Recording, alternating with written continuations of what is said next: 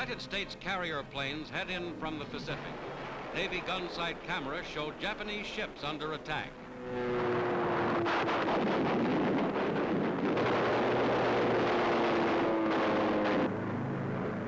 Our carrier aircraft strike at bases of the enemy's kamikaze suicide plane.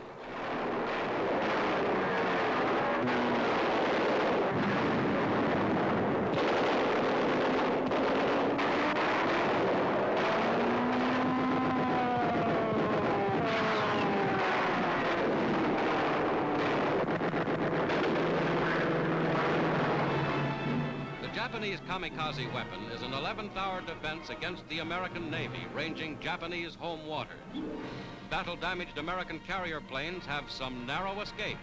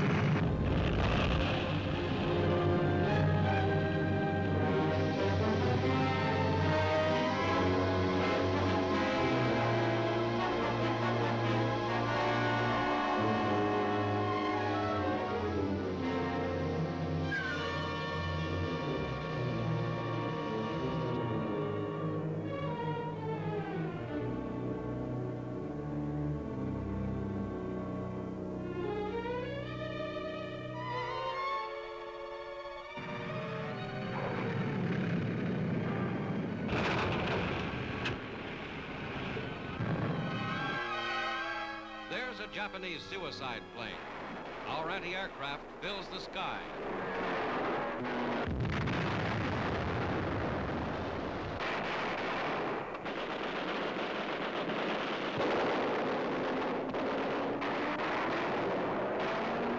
Only 1 out of 10 kamikazes penetrates outer Navy defenses. 1 out of hundreds reaches the core of the fleet, and few of those hit their targets.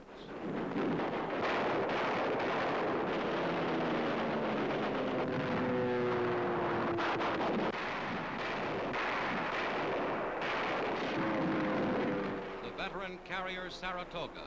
Under intense fire, a low-flying kamikaze heads through the fleet straight for her. Fire rips through the Saratoga's hull.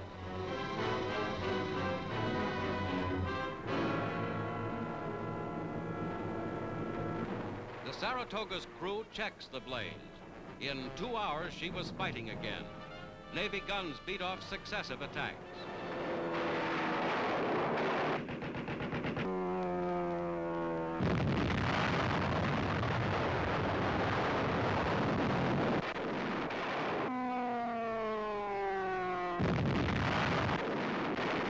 Carrier Bunker Hill is attacked by the suicide planes.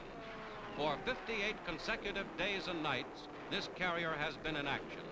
Despite terrific anti-aircraft, one Japanese pilot comes hurtling through.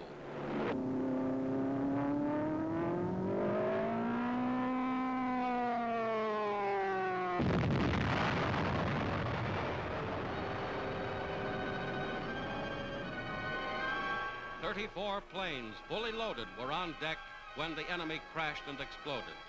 Smoke rises hundreds of feet as the fire spreads below deck. The cruiser Wilkes-Barre comes alongside. Her hoses spray the carrier's flames. Many survivors were rescued in this dangerous maneuver.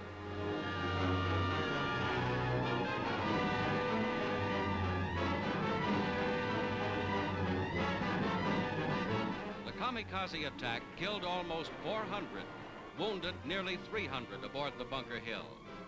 Men are picked up from the sea. Put out of action temporarily, the Bunker Hill nevertheless came through under her own power.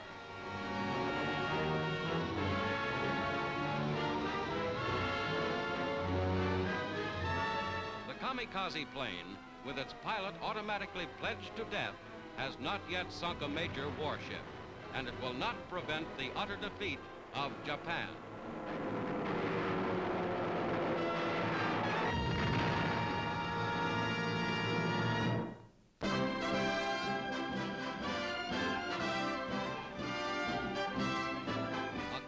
Kansas farm boy comes home.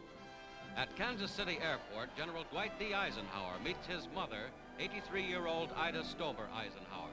His four brothers, Arthur, Milton, Edgar, and Earl, and other members of the Supreme Commander's family join the welcome as General Eisenhower returns to the small Midwestern town where he spent his childhood. Abilene, Kansas, population 6,000, is ready to receive him.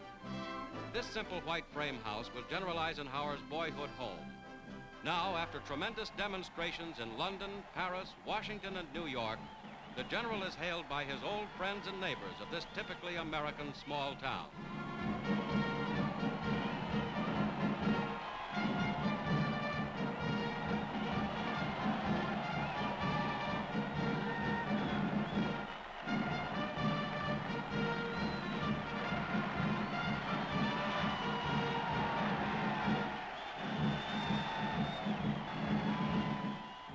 General and Mrs. Eisenhower see a pageant depicting scenes from Abilene's history and from the famous soldier's early life.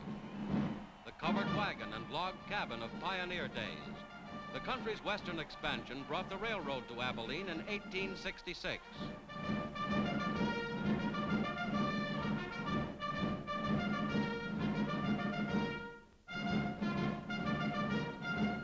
These townsmen played with Eisenhower on the Abilene High School football team.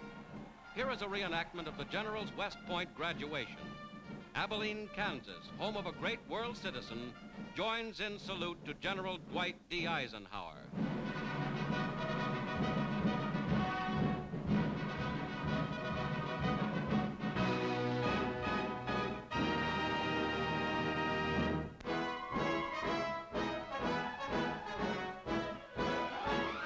In Kansas City, President Harry S. Truman receives the honorary academic degree of Doctor of Laws from his own alma mater, the University of Kansas City, the first honorary degree the university has ever awarded.